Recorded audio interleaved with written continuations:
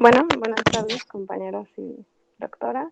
El día de hoy les vamos a hablar de cáncer de cervix. Y bueno, el equipo está conformado por Delgado Escobar, María Paola, García Valencia, Miguel Ángel y su servidora Pérez Mondragón Paulitza. ¿Te puedes dar la que sigue? Bueno, el cáncer de cervix pues va a ser el segundo cáncer más frecuente a escala mundial y va a ser el más común que va a afectar a las mujeres.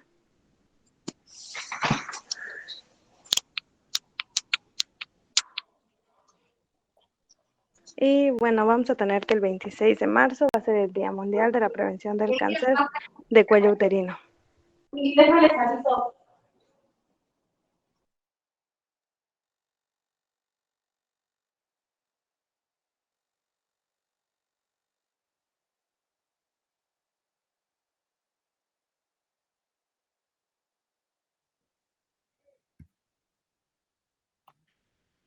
Listo. Bueno, el cáncer de cuello uterino va a ser una alteración celular que se va a originar en el epitelio del cérvix, como podemos ver en la imagen. Y bueno, este se va a manifestar inicialmente a través de las lesiones precursoras, tanto lentas y progresivas en una evolución constante, las cuales las células van a progresar a pues, lo que viene siendo el cáncer tanto in situ, y este va a estar confinado a la superficie epitelial, o un cáncer invasor en donde las células con una transformación van a presentar una malignidad y van a traspasar incluso la membrana basal.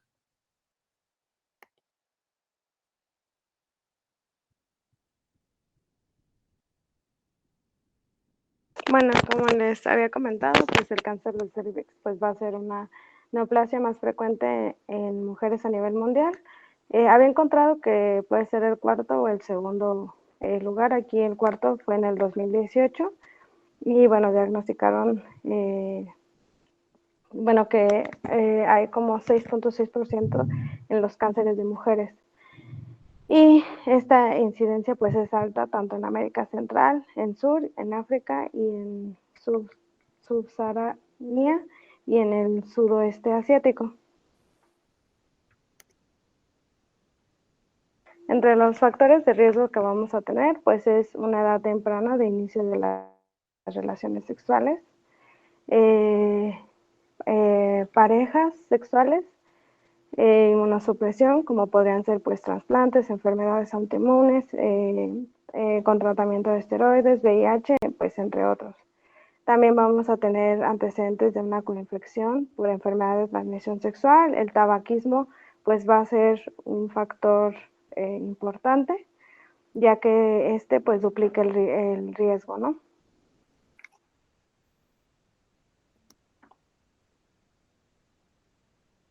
Bueno, entre su etiología, pues esta es el 98% es dado por lo que es el virus del papiloma humano. Y bueno, de este virus pues han identificado más de 100 serotipos y cerca de 20 van a afectar al cervix. Entre estos serotipos, pues vamos a tener el 16, vamos a tener dos tipos, ¿no? De alto riesgo y de bajo riesgo. Entre los de alto riesgo, pues vamos a tener el 16, el 18, el 31, el 33, el 35, el 39, el 45, el 51, 52, 56 y 58. Y bueno, se ha identificado que en las mujeres, específicamente mexicanas, pues se ha visto que los serotipos más frecuentes son el 16 y el 18 en un 80%. Y lo que es el 16 es un virus más oncogénico y va a respetar pues lo que es el gente más o menos en un 50% de los cánceres cervicales. Y en el 18, pues va a desempeñar una función importante en lo que va a ser la génesis del adenocarcinoma. Y bueno, la infección por VPH pues va a estar causado a través de múltiples mecanismos, pero va a tener interacción entre los oncogenes y lo que son las proteínas. Vamos a tener bueno, que la interacción entre los oncogenes E6 y E8 del VPH van a tener acción con lo que son las proteínas P53 y PRB, que que esta pues, dado su inactivación o activación, va a haber una degradación de lo que van a ser las proteínas E6 y E7 y va a haber lo que es una pérdida del control celular.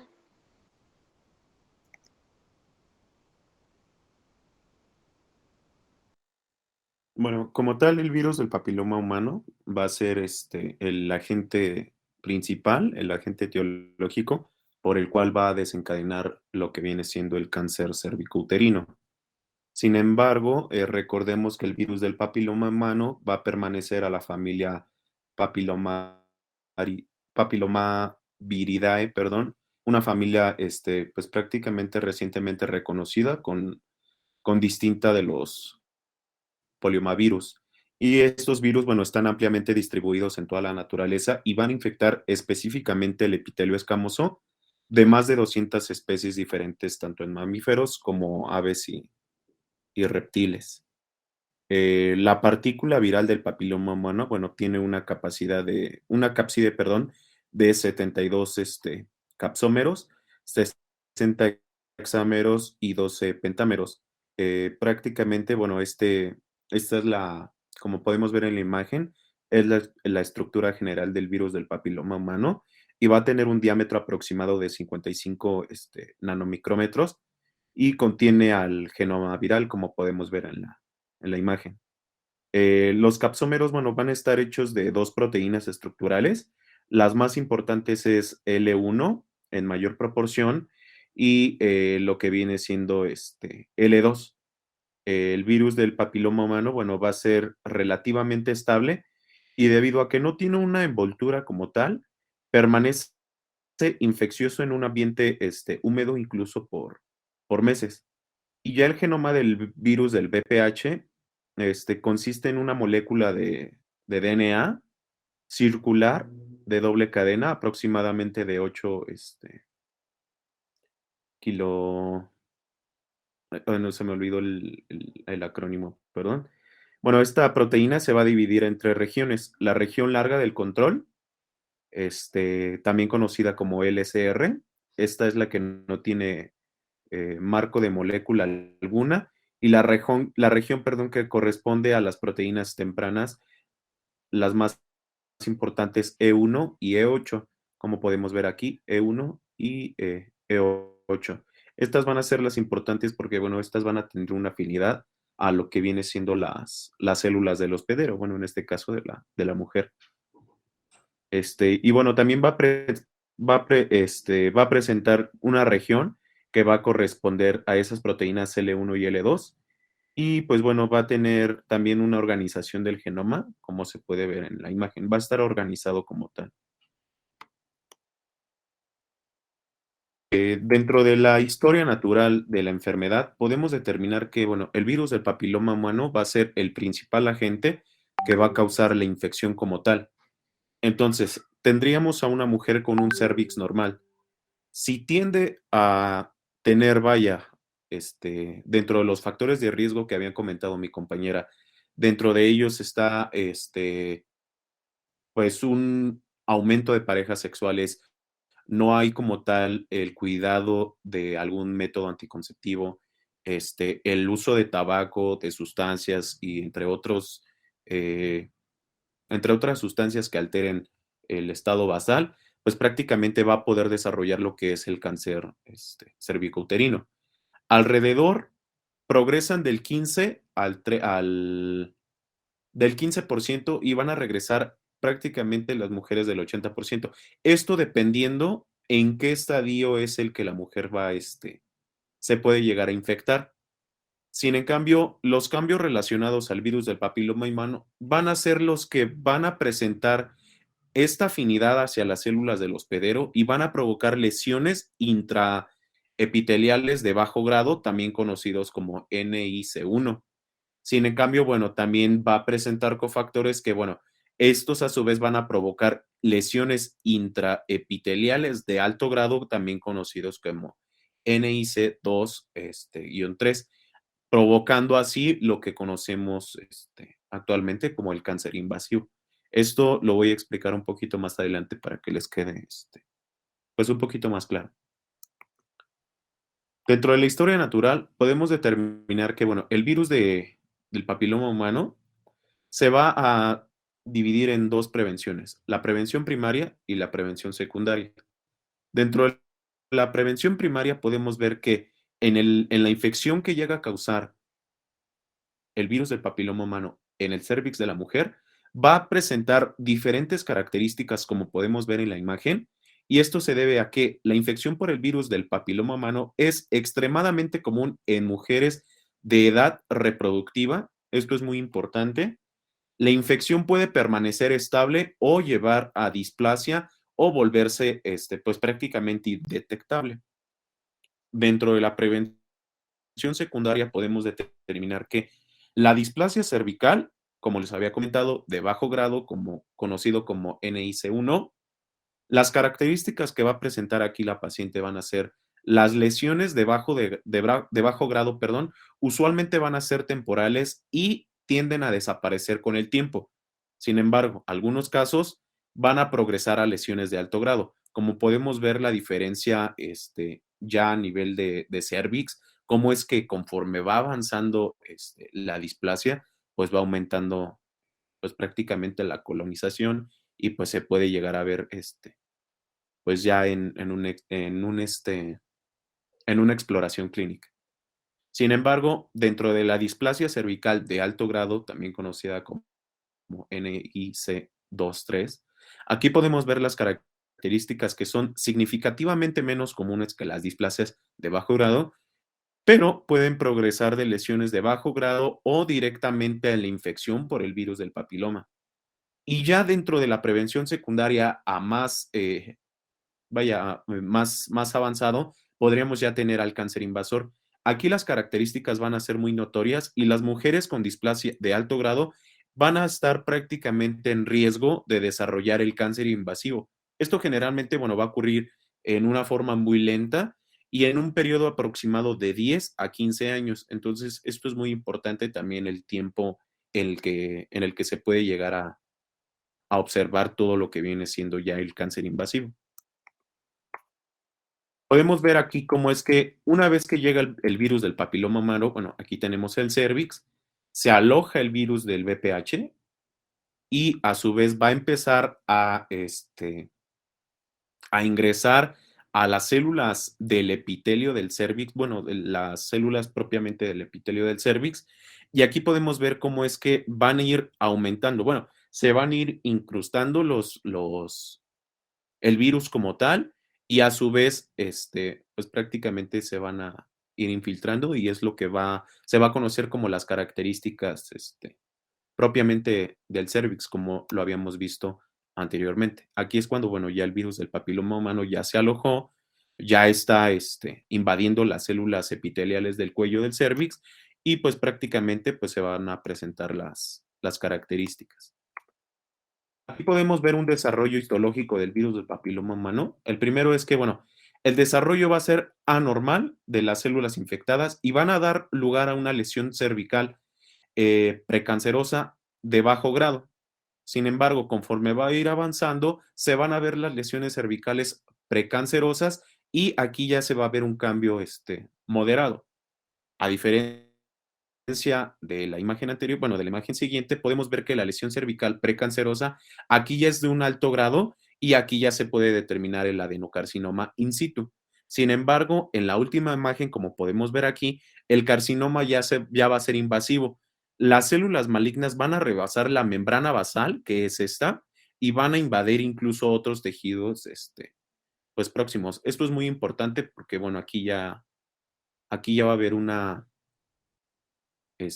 pues sí, una invasión de las células malignas en todo lo que viene siendo el cuello uterino.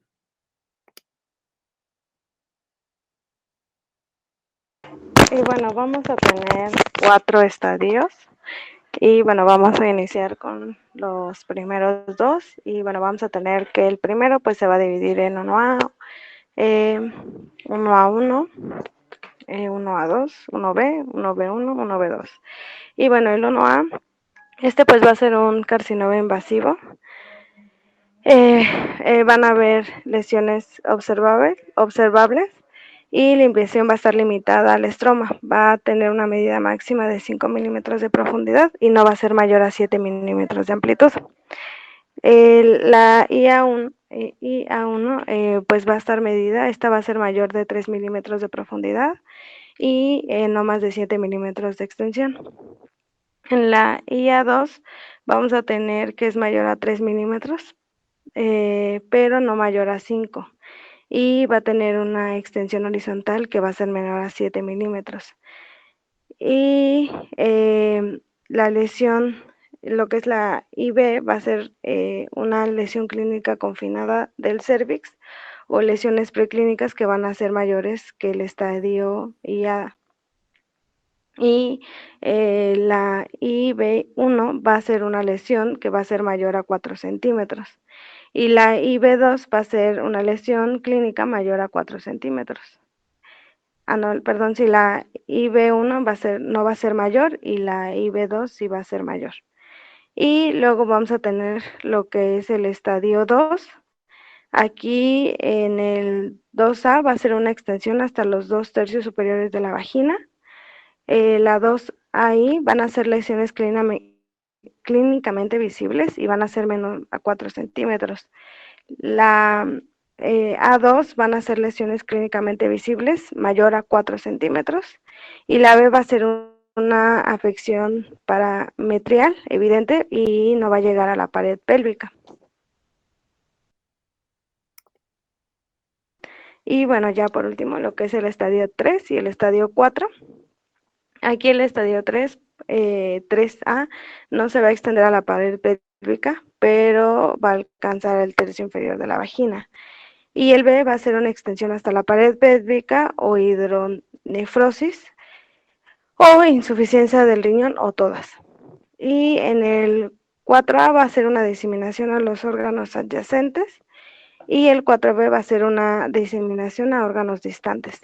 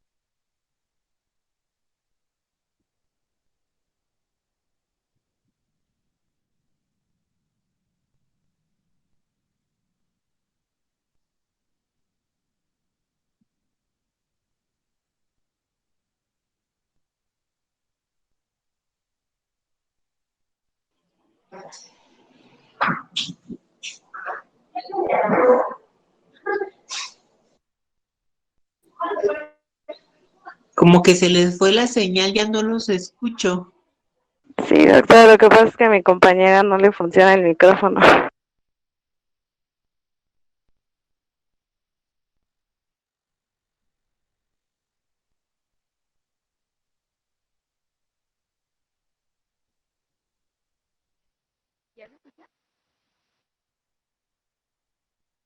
Se te escucha un poco lejos, Pau.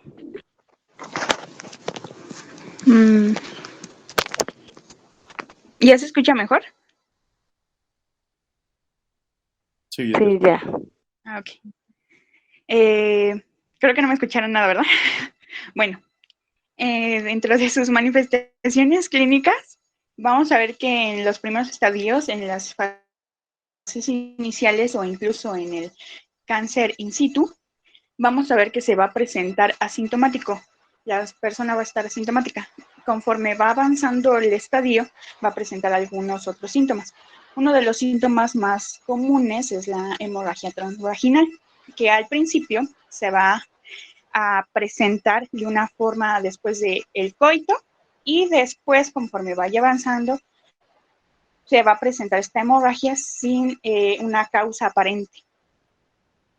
Y además puede presentar, si se presenta una necrosis tumoral, puede haber un flujo seroso o un flujo seroso sanguinoliento, y esto tiene un olor fétido.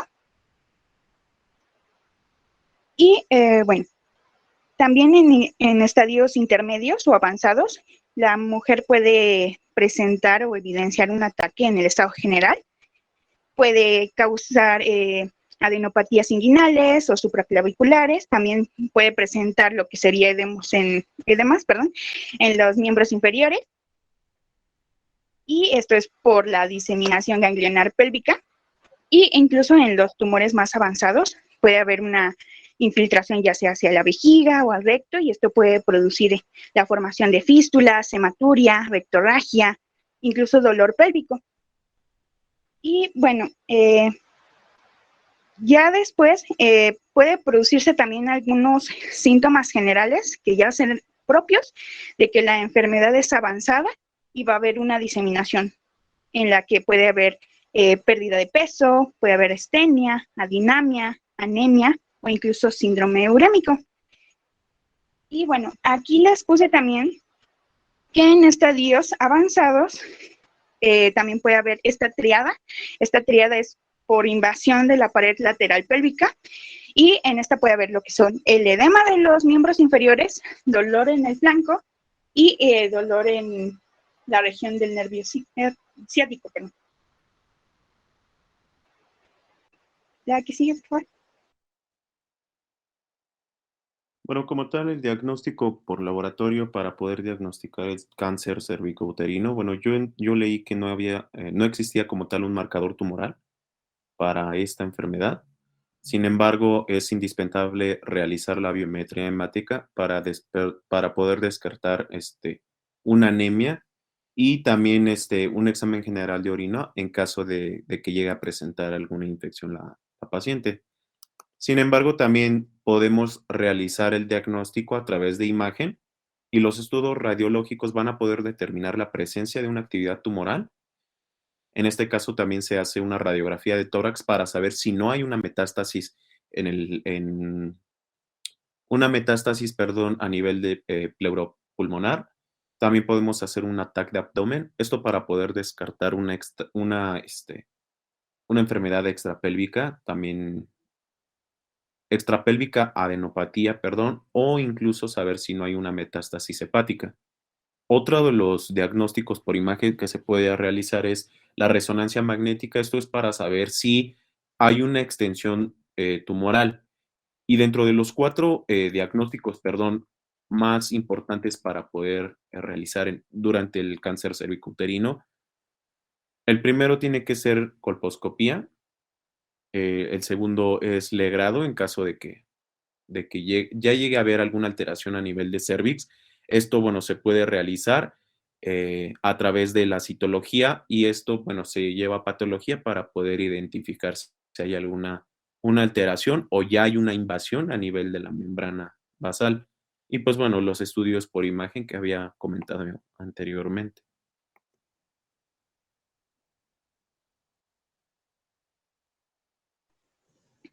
Bien, para su tratamiento vamos a tener 4 partes. Uno que es un procedimiento de decisión, que es normalmente cuando vamos a tener la extracción. Aquí normalmente es para obtener una biopsia. Bueno, esto se toma la parte en cuestión y se va a extraer, y eso se va a llevar a patología, y de ahí para poder determinar en qué estadio está también. Y bueno, tenemos aquí lo que sería la conización. Y bueno, aquí se va a extraer de forma de cono la muestra, ya sea con un bisturí frío o con láser, y esta muestra se va a llevar hacia patología. También tenemos lo que sería los procedimientos ablativos, que aquí ya puede ser también por electrocauterización, la crioterapia, que la crioterapia es un tratamiento en el que se utiliza un como frío intenso para poder congelar el tejido y destruir estas células cancerosas. Y también tenemos lo que sería la vaporización, y aquí esta vaporización es se utiliza un haz de láser de dióxido de carbono, y esto es para poder destruir el tejido normal del cuello uterino, que puede verse a través del colposcopio, perdón, y también para extraer el tejido anormal que se encuentra por arriba del conducto cervical. Y también tenemos los procedimientos quirúrgicos, los cuales son la histerectomía, ya sea extrafacial o histerectomía radical. Y también podemos hacer lo que sería la linfoadenectomía. Y también como un tratamiento adyuvante sería lo que sería la quimioterapia, la radioterapia y la braquiterapia vaginal. Y esto se va a utilizar también por estadios.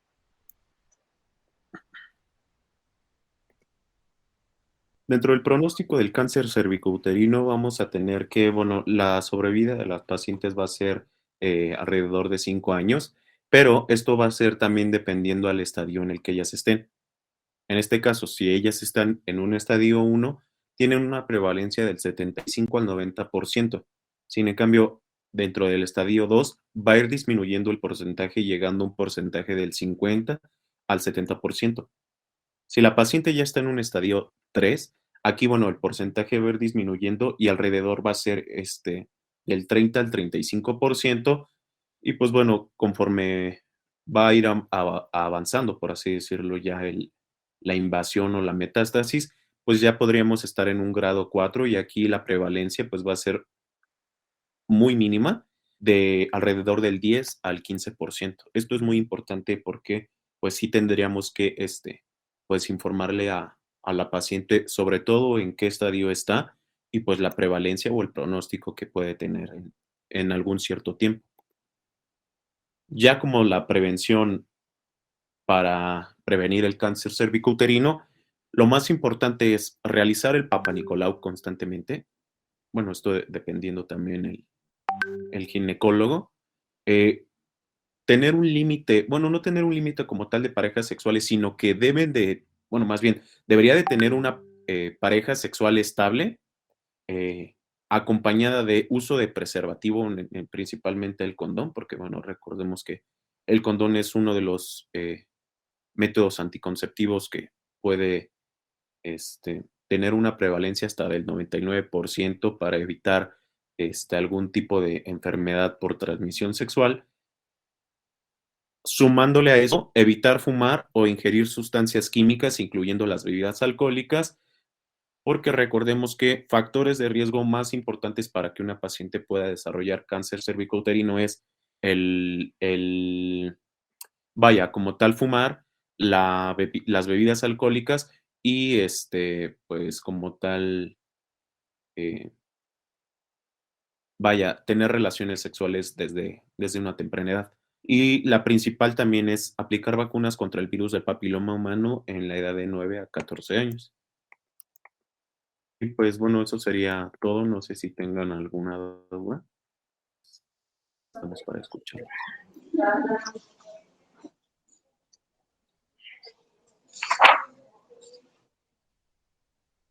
¿Alguien tiene alguna pregunta para sus compañeros?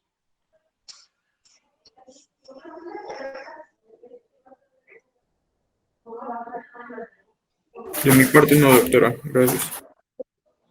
Doctora, todo bien. Doctora, yo sí tengo una duda. Bueno, es que yo siempre, bueno, me he confundido. ¿Este es el que dicen cáncer de matriz o es el de útero? No, este es cáncer de cervix, de la región del cervix, doctora. El ¿Y el de cáncer matriz de es el de útero? las mujeres le dicen cáncer de matriz, pero es el cáncer de cervix.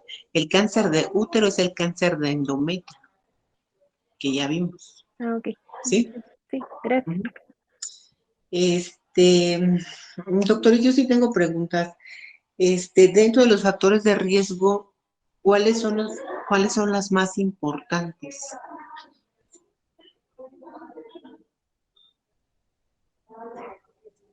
Ok, bueno, yo leí que dentro de los factores de riesgo los más importantes va a ser el tabaquismo, va a ser la edad, bueno, en este caso en qué momento inició su vida sexual y, y la tercera no me acuerdo, pero sí, la tercera es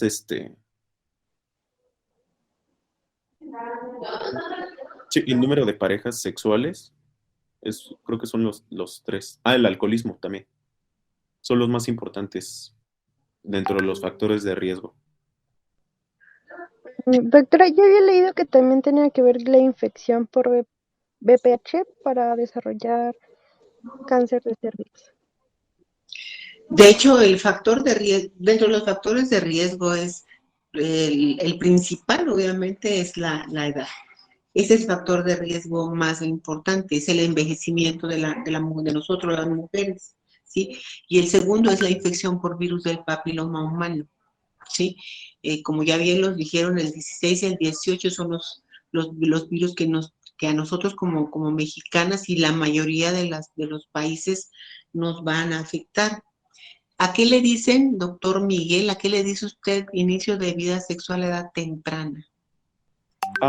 Bueno, es que, por ejemplo, apenas estábamos viendo en ginecología que nos estaba explicando la doctora que muchas veces es importante saber el inicio de vida sexual, porque, bueno, también esto incluye a que, pues, conforme vayan aumentando, bueno, no aumentando, sino conforme vayan avanzando, pues, bueno, en este caso las pacientes con su actividad, perdón, y pues si no tienen como tal una prevención, pues podrían ser más susceptibles a desarrollarlo pues sí, a una edad más avanzada. Entonces, por eso lo puse. A ver, alguien más del equipo, ¿qué dicen por edad, por edad temprana? ¿A qué edad se refieren? Porque pues usted me dice edad temprana, yo puedo decir 8 años, 9 años, ¿a qué edad? Bueno, es que también yo he entendido que pues hay mujeres que inician su vida sexual a los 14 años. Uh-huh. Entonces, cuando leí los factores de riesgo, pues decía que pues era un factor de riesgo el inicio de las relaciones sexuales en edad temprana, o sea, pero no decían como tal una edad, pero yo quiero pensar que se refieren a eso, porque muchas inician a los 14 años o antes su vida sexual. De hecho, tiene mucho que ver con lo que dijo el doctor en la edad de la vacuna. La vacuna se recomienda más o menos entre los 9 y 11 años de edad. ¿Por qué? Porque en nuestro país el inicio de vida sexual activa, de acuerdo al INEGI, es a los 12 años. Entonces, precisamente por eso la vacuna se recomienda a estas edades. ¿Por qué? Porque la niña no tiene que estar expuesta al virus del papiloma humano. Si la niña ya se expuso al virus del papiloma humano, le pueden poner las vacunas sabidas y por haber esto no va a funcionar. Porque ella ya se expuso al virus, entonces ya no va a generar esa respuesta antígeno-anticuerpo y ella ya no va a generar inmunidad. Entonces la edad de nosotros en nuestro país, más o menos la mediana es a los 12 años. Esa es una edad temprana del inicio de vida sexual activa. Otra de las cosas es tener múltiples parejas sexuales, porque si tú empiezas a los 12 años, pues de los 12 a los 20 o 19, 18 que te cases, si no es que es más grande, pues no nada más vas a tener una pareja sexual, vas a tener múltiples parejas sexuales. Entonces, el principal factor de riesgo es el envejecimiento de las mujeres y la infección por virus del papiloma humano. Después le sigue el inicio de vida sexual activa. Entre más temprano empieces tu vida sexual activa, obviamente si te infectas del virus del papiloma en 10 años ya tienes un cáncer de cervix, sí, que en 10 años pues vas a tener unos 20, 22 años de edad, ¿sí? Ahora, después de que una mujer inicia vida sexual activa, ¿a qué edad se recomienda el Papá Nicolau, doctor? ¿A qué tiempo se recomienda el Papá Nicolau? Sí, yo leí que es a partir de los 25 años. No. Cuando la mujer, la literatura te dice que el Papá Nicolau, o sea, ¿cuál es dentro de lo que es el tamizaje que se recomienda el Papá Nicolau? Si la mujer no tiene vida sexual activa es a partir de los 22 años. Si la mujer tiene vida sexual activa, ¿a qué edad se recomienda el Papá Nicolau o a qué tiempo después de la vida sexual activa se recomienda el Papá Nicolau? ustedes que dieron la clase.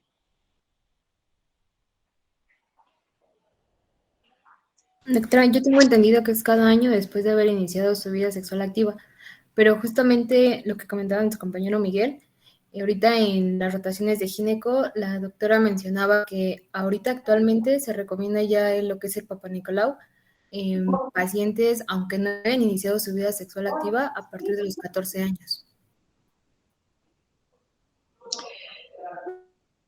No. Una vez que se inicia la vida sexual activa, la literatura te recomienda 2 años después. ¿Por qué? Porque va a haber mujeres que no van a desarrollar la infección por el virus del papiloma humano.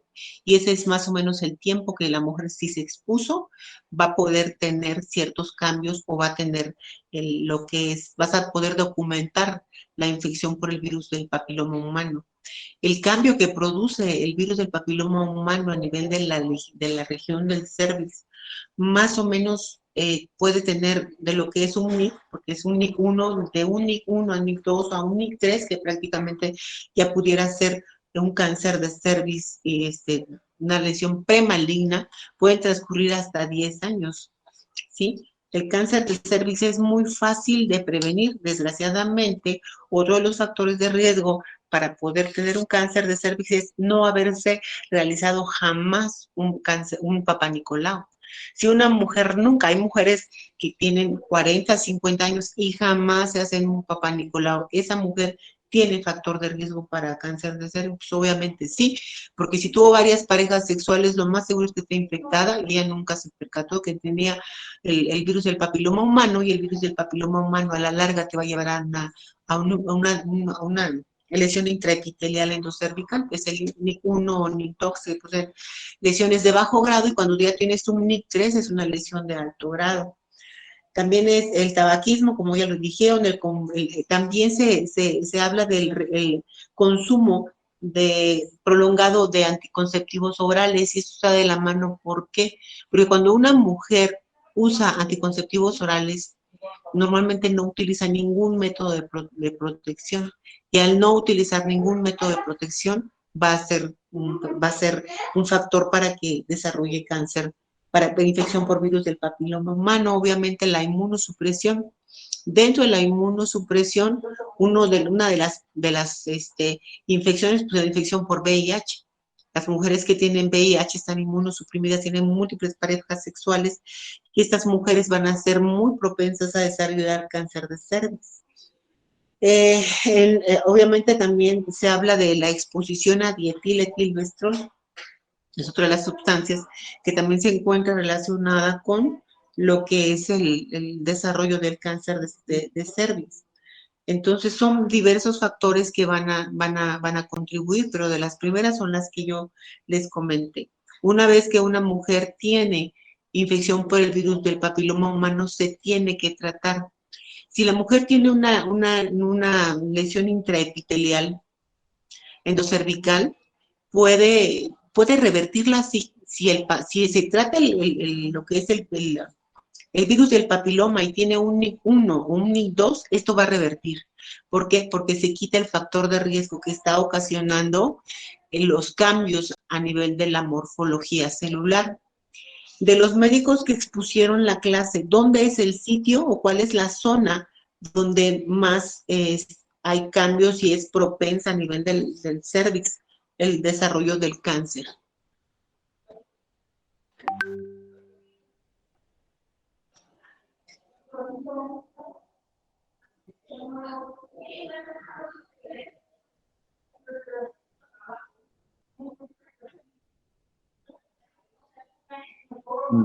¿Sí saben, doctores? Sí, bueno, yo por lo que había visto, en donde más se observa el cambio es a nivel del cuello uterino. Pero recuerde que el cuello uterino, pues sí, el cervix se desarrolla a nivel del cuello uterino, porque es el cervix. Pero de la región cervical, ¿en qué parte?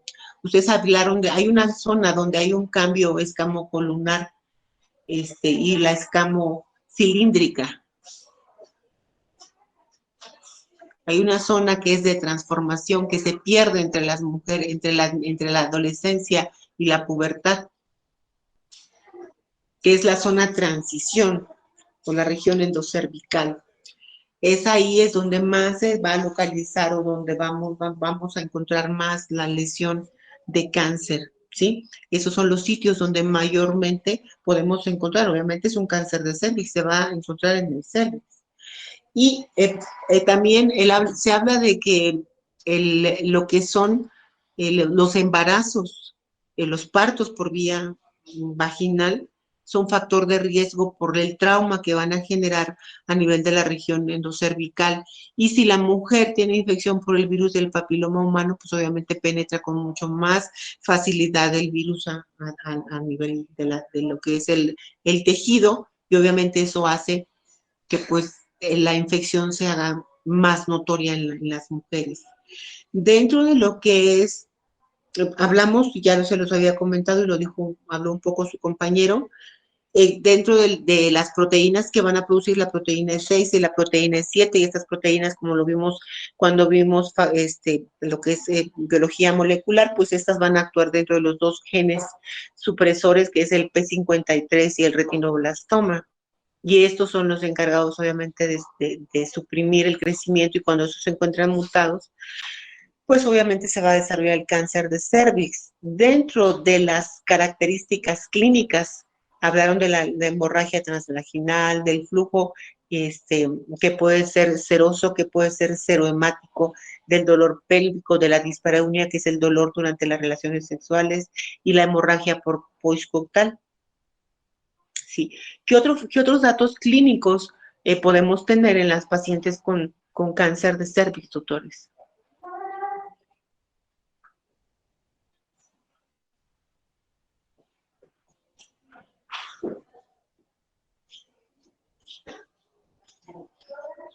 También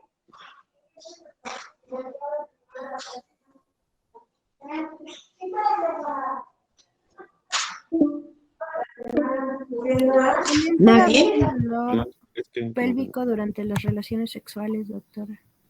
Sí, esa es la dispareunia, hemorragia postcoital. ¿Qué otros datos clínicos? Porque sí hablaron del sangrado. Normalmente, si estamos hablando que estas mujeres son normalmente posmenopáusicas, obviamente tampoco exime a las mujeres perimenopáusicas, y todo en relación desde su inicio de vida sexual. ¿En qué mujeres se presenta más el cáncer de cervix, o lo podemos encontrar más? ¿En las mujeres perimenopáusicas o posmenopáusicas?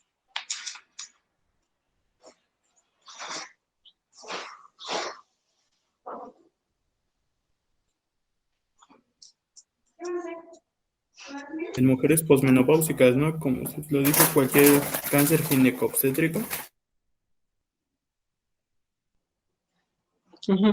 ¿Pero por qué? Por lo que nos hablaba podría sobre ser el porque, bueno, envejecimiento. De hecho, es así. Una mujer posmenopáusica, pues obviamente no debe de sangrar, ¿sí? Porque ya es posmenopáusica, no tiene por qué tener ningún sangrado.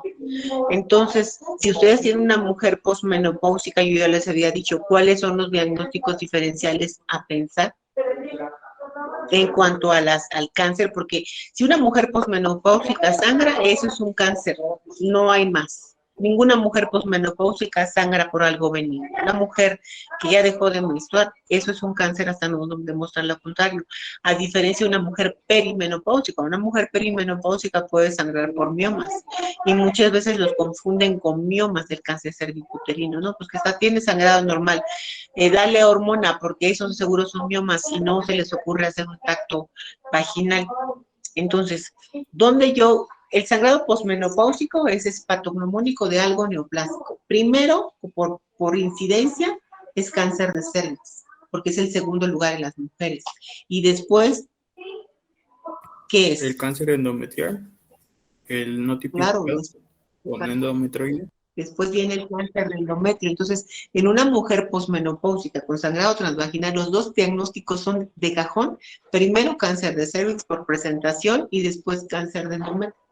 Ahora, el cáncer de cervix tiene manifestaciones locales, pero también tiene manifestaciones a distancia. Una de las manifestaciones que podrían ser a distancia es adenopatía supraclavicular y sobre todo izquierda, ¿sí? ¿Pueden tener adenopatía? Sí, porque el cáncer de cervix no nada más se localiza a nivel de la región pélvica. Se puede ir a pulmón, se puede ir a hígado, se puede ir a pulmón. Entonces puede traducirse como dificultad respiratoria, puede traducirse como otro signo como ictericia, o como ya les comenté, una adenopatía supraclavicular o adenopatías inguinales, que no es lo común en cervix, no es su diseminación, pero sí puede tener adenopatías inguinales. Entonces, recuerden, no nada más es una manifestación que puede ser local o locorregional, ¿sí? Local es a nivel de cervix y locorregional pudiera ser los ganglios a su alrededor, ¿sí? Entonces, sí hay que pensar cuando una mujer tiene adenopatía supraclavicular izquierda, sobre todo que tenga metástasis asociado a sangrado transvaginal, esto pudiera ser un cáncer cervical metastásico yéndose a distancia, ¿sí? ¿Cómo se hace el diagnóstico de cáncer de cervix?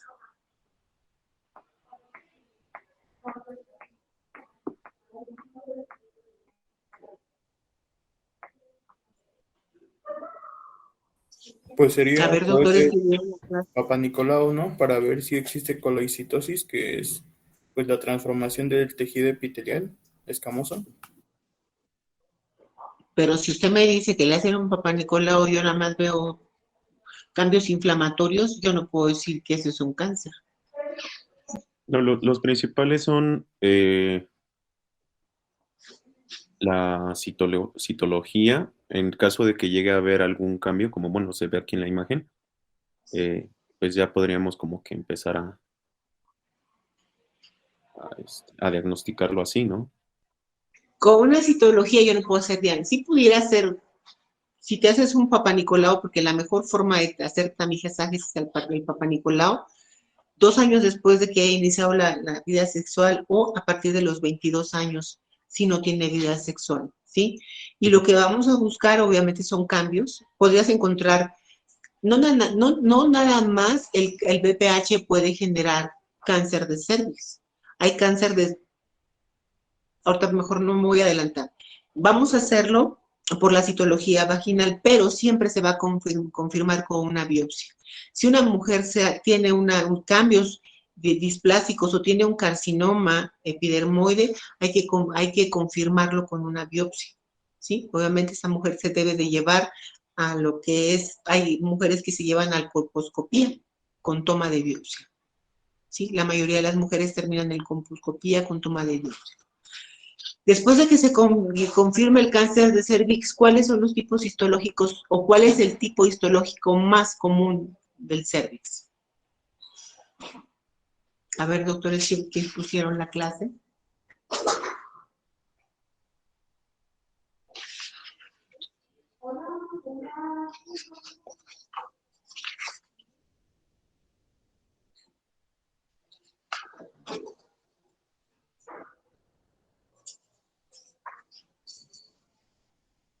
¿No saben cuál es el tipo histológico más frecuente?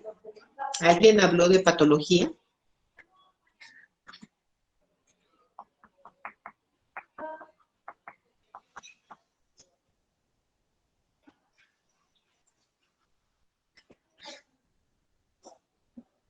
Tiene que ver con el epitelio plano estratigráfico. Yo no escuché que hayan hablado de patología. O sea, una vez que yo tengo el diagnóstico, pues sí, pero el diagnóstico lo hago con una biopsia. Y la biopsia me va a reportar qué tipo de célula es, y de acuerdo al tipo de célula es el reporte de la patología. ¿Sí? Pero yo no escuché que alguien hablara de los tipos histológicos que se diagnostican en el cáncer de cervix. El tipo histológico más común, que casi prácticamente es el 90%. Es el carcinoma de células escamosas y el otro sería el adenocarcinoma. El carcinoma de célula epidermoide o el adenocarcinoma de células, el cáncer de cervix de células pequeñas, puede haber melanoma, puede haber linfomas a nivel de cervix, ¿sí? Dentro del epidermoide puede ser queratinizante, no queratinizante. Entonces, el tipo histológico más común es el carcinoma epidermoide, y el carcinoma epidermoide es el que se asocia al virus del papiloma humano. El adenocarcinoma no comparte los mismos factores de riesgo que el carcinoma epidermoide. Precisamente por eso la mujer, independientemente que tenga la vacuna del VPH, jamás se debe dejar hacer Papa Nicolau anual. Una vez que tienen su vida sexual activa, tienen que hacer el Papa Nicolau cada año, porque el adenocarcinoma no se asocia a la infección por virus. Existen, puedes tener los demás factores de riesgo, puede ser por la inflamación, por el tabaco, pero no es por el cáncer, por la infección del VPH. Tampoco el carcinoma de células neuroendocrino, que células es de origen del tejido neuroendocrino del cerebro, y el linfoma, que el linfoma viene del tejido glandular, y el melanoma, porque también hay melanoma, hay sarcomas, también hay sarcomas. Entonces es muy importante que sepan que cada mujer pudiera tener un tipo histológico diferente, y normalmente las mujeres que tienen adenocarcinoma son mujeres jóvenes, no son mujeres entre la sexta y séptima década de la vida, son mujeres entre la cuarta y quinta década de la vida, porque se nos asocia a la infección del virus del papiloma humano. Bueno, entonces ya que se hace la biopsia, tenemos el diagnóstico, nos pueden decir o nos dicen que es un carcinoma epidermoide, ¿ok? ¿Cuáles son los estudios que nosotros vamos a pedir para poder etapificar a este tipo de pacientes? La etapificación del cáncer de cervix es clínica. Es clínica. ¿Qué significa eso? Que yo voy a tocar, como lo estaban comentando la doctora que nos habló de la etapificación, tú encuentras la lesión que puede ser por Papa Nicolau. El Papa Nicolau puede ser un cáncer in situ que no rebasa la membrana basal, o bien puede ser un cáncer invasor que sea de milímetros.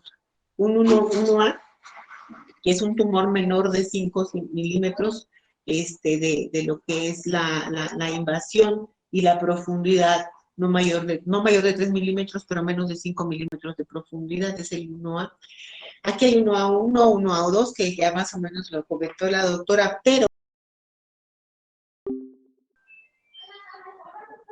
normalmente las vamos a detectar por Papa Nicolau, y son las mujeres que se van a llevar a tamizaje. Desgraciadamente nosotros en nuestro país no tenemos esa cultura, hay muchísimo tabú, sobre todo en las mujeres lejanos. Dentro de lo que es nuestros estados, pues es Guerrero, Oaxaca, Chiapas, son los estados donde las mujeres no se dejan revisar, la cultura son muy cerradas, y normalmente son los lugares de nuestro país de mayor pobreza. El cáncer de cervix, desgraciadamente, es una enfermedad de tercer mundo, a diferencia del cáncer de endometrio, que el cáncer de endometrio es una enfermedad del primer mundo, ¿sí? Aquí, pues el diagnóstico es como en cáncer de próstata, lo tienes a la mano y el diagnóstico lo puedes hacer muy fácil. Y sí puedes hacer tamizaje, ¿por qué? Porque una vez que tú le expliques vayas a tu centro de salud, hagas pláticas y le digas que una vez que inicie vida sexual activa, se hace el Papa Nicolau, o sea, el hecho de que se indique de acuerdo a las guías hacer el Papa Nicolau a los 2 años, eso no me exime que yo pueda hacerle el Papa Nicolau a una mujer después que haya tenido vida sexual activa al año, sin problema. Lo indicado de acuerdo a la literatura, que es el tiempo donde la mujer pudiera tener, se refleja la inmunidad que desarrolla contra el virus del papiloma, son 2 años, pero si quiere la mujer hacerse un Papa Nicolau o no, es sin problema después del inicio de vida sexual activa. Entonces, a nosotros, la mayoría de las mujeres vienen a vernos pues, cuando ya tienen un sangrado muy activo, y a veces no de un mes o 2, a veces de 1 año de evolución.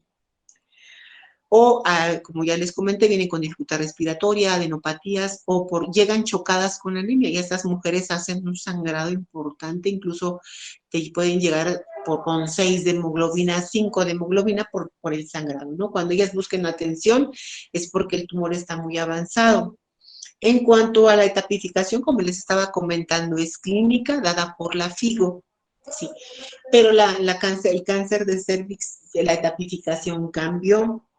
Ahora también hay uno, como lo dijo la doctora, bien lo dijo, es 1B1, 1B2 y 1B3. El 1B1, hablando de lo que es 1A1, 1A2, esos son tumores muy tempranos, de milímetros de profundidad. El 1B1 ya es un tumor que es palpable, que es un tumor no mayor de mayor de 2 centímetros, pero menor de 4 centímetros. Y el 1B1 es una paciente que tiene un tumor más de 5 milímetros, pero menor de 2 centímetros. El 1B2 es un tumor mayor de 2 centímetros, pero menor de 4 centímetros. Y se agregó el 1B3, que es un tumor mayor de 4 centímetros, ¿sí? Y también en cuanto a la etapa clínica, anteriormente nada más era el 2A.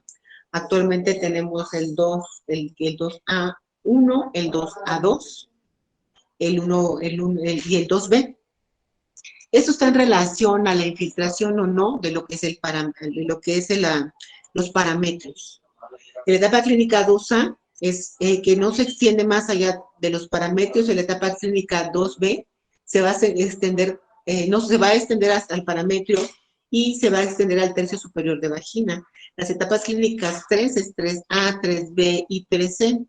La etapa clínica 3A es aquella mujer que se va a extender hasta la pared pélvica, ¿sí? Y el tercio inferior de la vagina. Aquí se va el tumor hasta abajo. En la etapa clínica 3B es algo que nosotros a veces vemos. A veces las mujeres llegan con problemas de vías urinarias, a veces por alguna razón llegan con dolor a nivel de la región lumbar, hacen un ultrasonido y de pronto tiene hidronefrosis la mujer y ahí empieza todo el estudio. A veces van y nunca refieren que sangran, y hay algo que se llama hidronefrosis. Cuando se obstruyen los ureteros, dan colección arriba y se pierde totalmente la morfología de la pelvis renal, y eso se llama hidronefrosis. Tener hidronefrosis, aunque nada más el tumor esté confinado a cervix y al tercio medio de lo que es el parametrio por clínica, si tú tienes hidronefrosis es una etapa clínica 3B, aunque no te llegue a pared pélvica ni te llegue a tercio inferior de vagina. Y en la etapa clínica 3C, es cuando ya tienes compromiso a nivel de los ganglios linfáticos. Y aquí es 13C1, 13C2 y 13C3.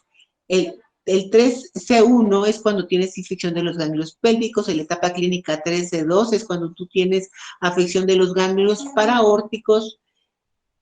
Y en la etapa clínica C3, eso depende del número de ganglios que nosotros vayamos a tener afectados.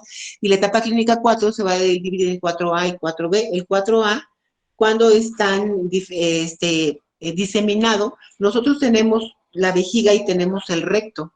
Eso es invasión locorregional. Cuando está infiltrada la vejiga y cuando está infiltrada el recto es una etapa clínica 4A, y cuando tienen metástasis pulmonares, hepáticas, a partes blandas como supraclavicular, esa es una etapa clínica 4B. Dentro de los estudios de extensión que tienen las mujeres es biometría hemática, la química sanguínea, que se puede traducir también con elevación de la creatinina, porque muchas mujeres llegan con elevación de la creatinina y no nos llegan a nosotros, les llega al médico internista. Entonces, la biometría hemática, la química sanguínea, tomografía abdominal, sí lo permite lo que es la función renal. Son los estudios que normalmente nosotros vamos a pedir en cáncer de cervix. Y también vamos a solicitar cistoscopía y colonoscopía. ¿Cuál es el objetivo de la cistoscopía y de la colonoscopía? Ver que no tengamos infiltrada la vejiga o bien que no tengamos infiltrado el recto, porque ahí está el tabique recto vaginal y el tabique vésico vaginal, y estos dos tabiques se pueden ver infiltrados por la lesión, porque recuerden que está el útero, por arriba está la vejiga y por abajo tenemos el recto. De hecho, una de las maneras de nosotros ver la pared pélvica es un tacto bimanual, introduciendo el dedo índice por vagina y el dedo medio por el recto, y te vas hasta la región pélvica, y si tu dedo índice no pasa a través de lo que es el parametrio, la parte lateral, y está pegado, que no te puedas tú tocar la pared pélvica, esa es una etapa clínica 3A, en un momento dado si está tocando sobre la pared pélvica, o 3B si tiene tercio inferior de vagina, o bien ninguna de las dos, pero si tienes hidronefrosis es una etapa clínica 3. Esa es la tapificación de cervix. Cervix no se tapifica desde el punto de vista quirúrgico, Sí lo puedes etapificar por imagen, sí. La única etapificación por imagen es que tú veas hidronefrosis. Lo demás es por cistoscopía, tomas biopsia para ver si está tomada la vejiga o por rectosigmoidoscopía para que tú veas si está tomado lo que es la región del recto. Ahora, una vez que yo ya etapifiqué mi paciente, pues la voy a etapificar. Etapa clínica 1A1, 1A2, 1A3, la etapa clínica 1, 1B2, 1B3. Y las etapas clínicas 2 hasta la 2A son etapas clínicas tempranas. La etapa clínica 2B en adelante ya no es una etapa clínica temprana, ya se considera un tumor localmente avanzado. De la etapa clínica 2B a 4A son tumores de cervix localmente avanzados. Hasta la etapa clínica 2A es quirúrgico, pero la etapa clínica puede cambiar después de la cirugía, sí, porque si la etapa clínica 2A tiene tomado lo que es los parámetros y tercio inferior, que veas que durante la cirugía se vea que tiene cierta actividad a nivel del tercio superior de lo que es vagina, eso ya es una etapa clínica 2B y la paciente va a quimio-radioterapia concomitante. Ese es el tratamiento estándar. La etapa clínica 2A a la 4A es quimio-radioterapia concomitante y braquiterapia. La braquiterapia consiste en meter unos cilindros a través de la cavidad vaginal, obviamente lleva material radioactivo que va a esterilizar la región central donde está el cérvix. Y la mayoría de los pacientes pues que responden quedan sin enfermedad y inician su vigilancia. Estas ya no se llevan a cirugía. Y cuando hay etapas clínicas 4, que ya sea cuando es 4B, que sea supraclavicular o que sea por enfermedad a nivel hepático o pulmonar, el tratamiento ya no es quimio-radio porque la enfermedad se fue a distancia y el tratamiento ya es con quimioterapia. Aquí es muy importante porque muchas de las mujeres tienen hidronefrosis y a veces eso condiciona falla renal y eso no permite que le des quimioterapia porque uno de los medicamentos que nosotros utilizamos es cisplatino y ese es uno de los principales radiosensibilizadores. Entonces, como uno de los principales radiosensibilizadores, nosotros no podemos utilizar el cisplatino y a veces utilizamos algo que se llama carboplatino que no tiene que ver nada con la función renal, que eso lo puedes utilizar cuando hay falla renal, pero no tiene la misma eficacia que el cisplatino. Nosotros en cáncer de cervix es muy parecido a lo que es cabeza y cuello, y aquí hay alteración del factor de crecimiento epidérmico, uno de los principales tumores donde se inició o donde se dio la pauta, sobre todo en nuestro país, que fueron los primeros trabajos, por allá del 2000, como la angiogénesis, cervix fue un claro ejemplo, y ahí sí hay angiogénesis, precisamente por eso uno de los anticuerpos monoclonales que nosotros utilizamos en cáncer de cervix es el bevacizumab, que es un antiangiogénico. El problema del bevacizumab es que te puede generar fístulas vésico-vaginales o fístulas rectovaginales. Y obviamente esas fístulas van a generar cloacas, sobre todo si es vésico-vaginal, pues vas a estar condenando a tu paciente a que tenga infección de vías urinarias por la comunicación que hay. Entonces esto es como muy riesgoso. Lo que como oncólogos hacemos siempre es hacer ultrasonidos transvaginales para buscar cómo está la pared rectovaginal y cómo está la pared vésico-vaginal. Y si tienes el riesgo, si tú la ves muy delgada, de por sí es una pared muy delgada, pero si lo ves más delgada de lo normal, pues no es candidata a manejar un antiangiogénico. Entonces estas mujeres caen en el terreno únicamente paliativo. Ahora, si tu paciente te responde, lo que podrías hacer después de hacer la quimio de inicio, si te responde a nivel de distancia, puedes dar quimio radio, sí, para tratar de controlar a nivel local, porque si tú no das quimio radio en el cervix, no das control local y la mujer desgraciadamente va a terminar por morir por enfermedad. En nuestro país, el 70% de las mujeres llegan en etapas clínicas avanzadas, ¿sí? Y desgraciadamente es un tumor que casi tiene poco estudio, son pocos los trabajos ahí, más que en terreno paliativo. ¿Por qué? Porque no es un tumor de primer mundo, es un tumor de tercer mundo y los ensayos clínicos son muy pocos. Los países desarrollados quieren invertir en protocolos o en nuevos medicamentos porque obviamente no es un tumor redituable. En nuestro país hay gente que se dedica a, sobre todo la doctora Luz Alice es egresada del Instituto Nacional de Cancerología. Ella se ha dedicado a hacer estudios, hay un estudio que es el estudio Micaela, donde se habían beneficiado muchas pacientes, porque desgraciadamente con esta nueva administración, todo lo que es tamizaje, todo lo que es las vacunas, pues ha quedado atrás, porque ya no se da presupuesto para esto, pero era un programa muy bueno, porque se acudían a las comunidades de bajos recursos y las mujeres que se diagnosticaban obviamente recibían tratamiento en forma temprana.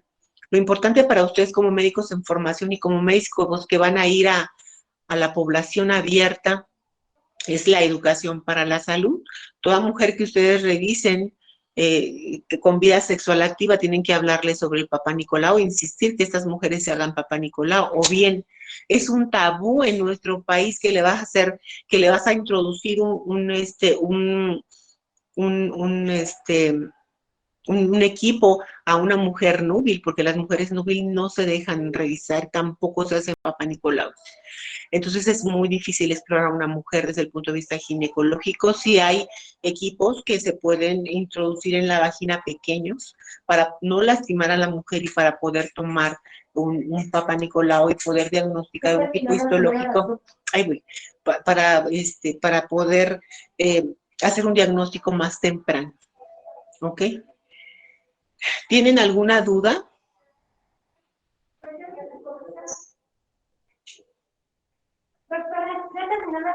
No, doctora, de mi parte no. Ya. Voy. Necesito que me hagan un resumen, por favor, todos, de cáncer de cervix a mano y que me lo manden antes del próximo viernes, por favor. Porque veo que creo que sí se revisó y sí se entendió mucho los temas que vimos, pero como que cáncer de cervix no, necesito que me hagan un resumen para la próxima semana y me lo envíen el día jueves. Yo voy a escoger a alguno de ustedes al azar para que me hable de cáncer de cervix y voy a hacer preguntas al azar la próxima semana. Y vamos a ver el tema que sigue. ¿Ok? Sí, está bien, doctora. Doctora, ¿se lo enviamos por el grupo que tenemos de WhatsApp o a un Por el correo? grupo que tenemos de WhatsApp en PDF, por favor, doctora. ¿Sí? Ok, que descansen, nos vemos la próxima semana. Sí, doctora. Gracias, Gracias. Gracias, doctora.